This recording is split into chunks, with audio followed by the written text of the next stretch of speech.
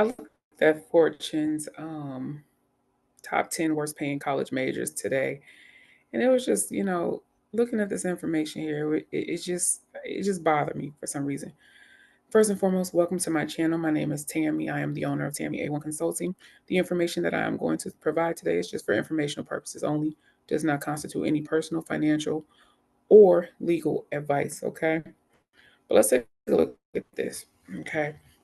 And with everything that is going on, especially with public service loan forgiveness and the Department of Education and the administration trying to change what is the definition of a qualifying employer, when you look at the top 10 worst paying degrees, we've got majority of which is connected to education. And this just bothered me so bad. We've got early childhood education, general education, and then they show what the salaries are: special education, secondary education, miscellaneous education.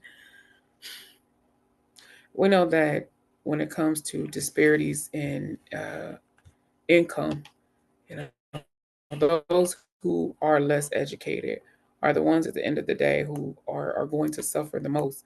And when you see education is one of the worst paying degrees, we have a lot of borrowers right now who have these degrees, and it's just, and not only that, with them trying to change the PSLF to get the loans discharged, it's just a lot. But yeah, I've been just reading quite a bit of stuff today.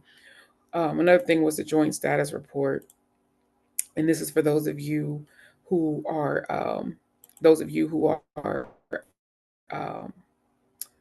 seeking to get your loans discharged under public service loan forgiveness, or if you have that income driven repayment plan application. Just looking at the backlog currently that the Department of Education has when it comes to processing applications, is extremely alarming.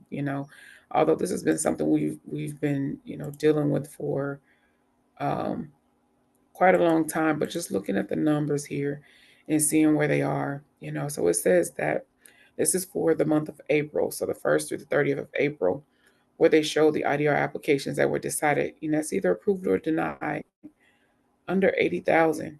We have millions of borrowers who are currently now with student debt. The income driven payment plan applications that are pending, almost 2 million applications pending. Public service loan forgiveness, PSLF buyback requests, a little under 1,500 where a decision was made. Now, with those decisions, I'm wondering, are these decisions connected to approvals and denials? And if so, some borrowers were submitting requests, they were getting denied, and then some were just getting requests back. They were submitting their request, and they were just more or less providing them information about the program. So, just curious about that number here. But then we've got a little over 49,000 requests that are still pending. And some borrowers put these requests in back in December. So it's just insane. But then you look at the buyback, the type of forbearances that they are going to allow to purchase back, and then those that are not eligible for buyback for one reason or another. But it shows us all of the forbearance types that you will be able to purchase back in Save Plan. So if you are a borrower that is currently in the Save Plan, that is one of the forbearances that you will be able to purchase back, and that's all listed here. It tells you every single one. So even if you're not in a Save Plan, if you have a forbearance that is connected to one of these types, you want to take a look at this list here to see if this may be a period that you will be able to purchase back. But it shows you everything that will allow you to buy back. 13 pages of status. So hopefully we get one for May as well. I would like to see after this report if there's another status report that's going to be released for next month, if things will look different or if it will look about the same. I mean, there was a huge reduction in uh, the employers at the Department of Education, the employees, I'm sorry, at the Department of Education. So, we already was dealing with a system that was slow prior to this reduction. I can only imagine, what's going to happen now. But that's the information here. Another thing, when it comes to this forbearance, I've been getting questions about the forbearance as far as the administrative forbearance. And let me share my screen. Okay. So it's important to understand because with the collection of defaulted federal student loans, some borrowers have gotten confused with being in the administrative forbearance. So if you are currently in an administrative forbearance because you're in a SAVE plan, you're not in a default. You're not in a default. Your loans are not delinquent because the default is connected to a borrower who was required to make a payment. And default isn't something that just happens overnight. You have to be, not make a payment on your account for at least 270 days. That's when a default status happens. Now you're delinquent the first day after you miss the student loan payment, but this is more or less connected to those borrowers who were required to make a payment. Means they were receiving bills and had a payment amount, they had a due date, whatever the case may be, and they were required to make a payment and did not. But if you are a borrower and you are currently in the SAVE plan, then you're in an administrative forbearance. And the best way to verify it is just by logging into your student aid account.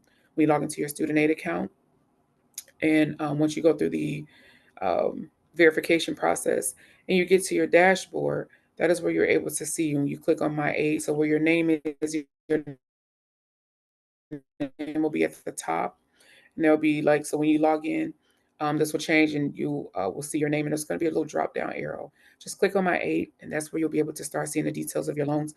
You'll be able to see your servicer, all of that. You'll see what type of repayment plan that you're in, all of that information, and also including the status of your loans. It should show, if you're in a SAVE plan, it should show that you're in a forbearance.